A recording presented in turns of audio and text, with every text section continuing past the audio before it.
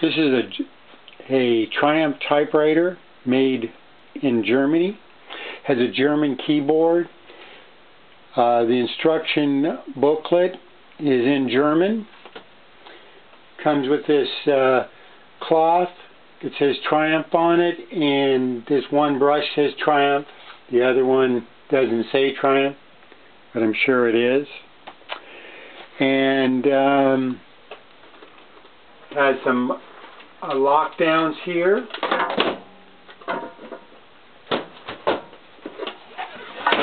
And so then we have this nice typewriter here.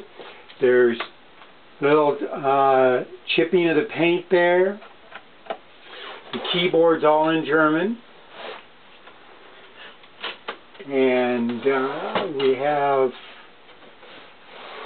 here a little gauge there, little chipping right here and right here.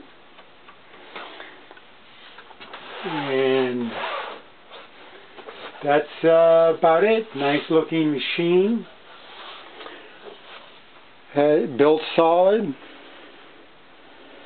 Thank you for watching this video.